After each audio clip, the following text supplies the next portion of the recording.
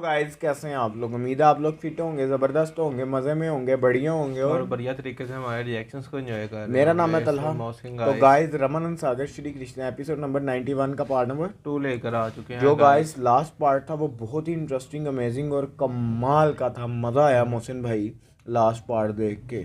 क्यों? क्योंकि पहले भगवान विष्णु जी के दर्शन हुए अर्जुन को कृष्णा जी के साथ, उनका विशाल रूप देखने बिल्कुल, को और मिला। उसके बाद कृष्णा जी का उनको विशाल स्वरूप देखने को मिला। क्यों? क्योंकि अर्जुन ने खुद कहा, उन्होंने कहा ये जब से अभी मैंने मेरा वो रूप मन देखा भरा है, नहीं है। हाँ, मेरा दिल, मुझे हर जगह वही नजर आ रहे हैं कि आप मुझे वो रूप दिखा सकते हैं। फिर और कृष्णा जी जब ने क्या उन्होंने कहा? वो उन्होंने कि आम दृष्टि से तुम मेरा हाँ वो स्वरूप नहीं देख सकते, मुझे तुम्हें दृष्टि प्रदान करनी होगी। फिर उन्होंने जब की तो उसके बाद उन्हें उनका विशाल रूप देखने को मिला और फिर उन्होंने अर्जुन को ज्ञान भी दिया। ज्ञान भी और दिया, लास्ट में हमें देखने को मिला तलहा भी दूसरी तरफ को दुर्योधन की शिक्षा पूर्ण हो हो चुकी चुकी है, है। बिल्कुल। अब मामा अब शुक्नी क्या खेल खेलने लगे, और अब बलराम जी वापस आने आने वाले वाले हैं, हैं, क्योंकि जब वो वापस आएंगे तभी विवाह होगा अर्जुन और बिल्कुल। सुभद्रा का। तो गाइस देखते हैं आगे क्या देखने को मिलने जा रहा है। चलते हैं वीडियो की तरफ, देते हैं रिएक्शन। दुर्योधन आज एक संपूर्ण गदाधर बन गया है। भांजे, तुम्हें गुरु ने शिक्षा दी, अब तुम्हारा कर्तव्य बनता है कि तुम अपने गुरु को गुरु दक्षिणा दो।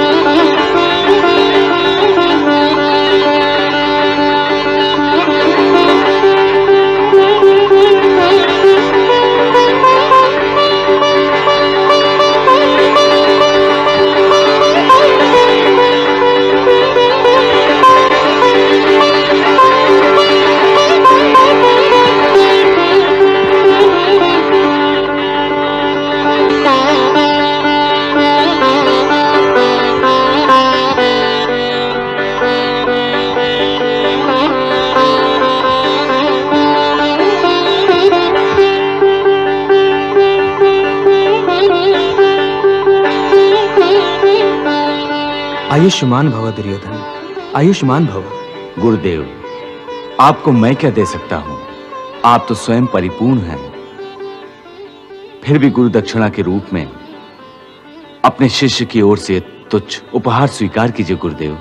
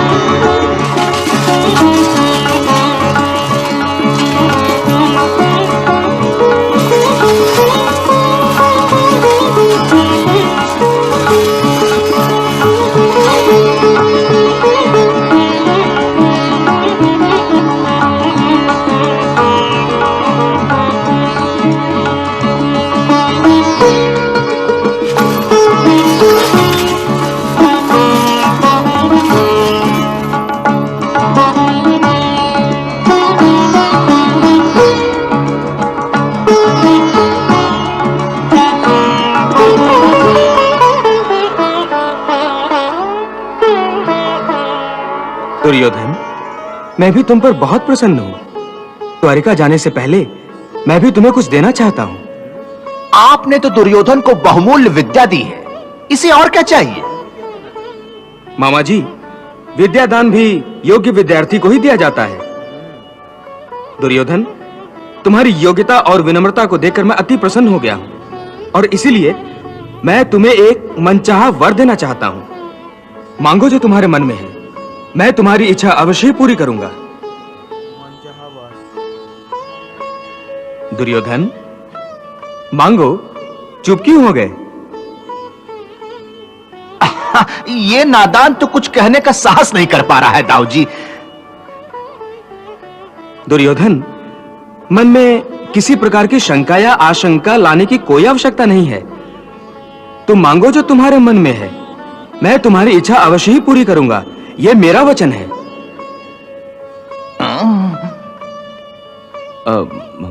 मामा जी, आप ही बलराम भैया से बात कीजिए। प्रणाम। मामा जी, आप ही बता दीजिए क्या है दुर्योधन के मन में? वास्तव में कहने का साहस तो मुझे भी नहीं हो रहा है। सोचता हूं कि कहीं आप हमें अन्यथा ना लें।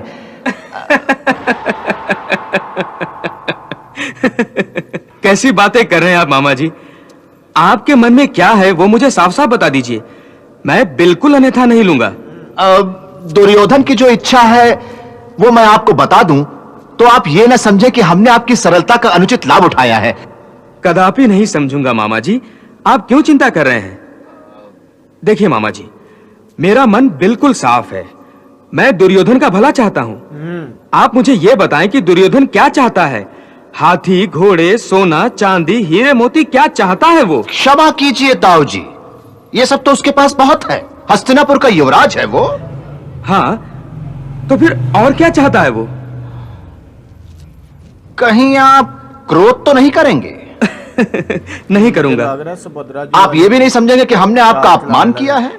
कदापि नहीं समझूंगा मामा जी, परंतु आप ये ऐसी बातें करने से अच्छा है कि मुझे सीधे सीधे बता दें।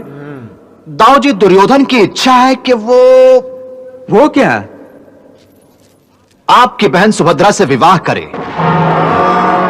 क्या? सुभद्रा से विवाह?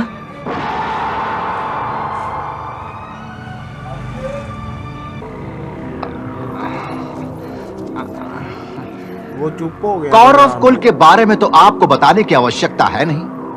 इसी गौरवशाली कौरव कुल से दुर्योधन का संबंध भी है। हस्तिनापुर का कल का राजा है वो, आपका शिष्य है दाऊ जी। सबसे अहम बात तो यह है कि आपने उसे उच्च श्रेणी का गदाधर भी बनाया है। यदि यादव कुल और कौरव कुल का मिलाप हो गया तो भारत देश में एक नया युग आरंभ हो जाएगा। हाँ,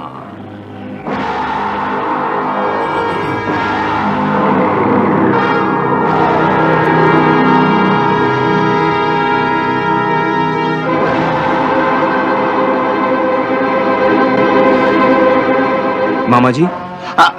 जी दाऊ जी। मुझे आपका प्रस्ताव स्वीकार है। यादव कुल और कौरव कुल का मिलाप अवश्य होगा, यह मेरा वचन है। ये मेरा वचन है, वचन दे डाला। कृष्णा जी से भी पूछा, अब कृष्णा जी को तो पता चलेगा, अब वो बताएंगे। बहुत ज्यादा। जय हो त्रिलोकीनाथ की। प्रभु, किन लोकों में घूम रहे हैं? अब तनिक धरती पर भी आ जाइए। आपने कुछ कहा? जी, मैंने बस इतना ही निवेदन किया कि बाकी सारे लोग तो कुशल से ही होंगे। इस समय उनकी चिंता छोड़कर इस पृथ्वीलोक पर दृष्टि डालिए।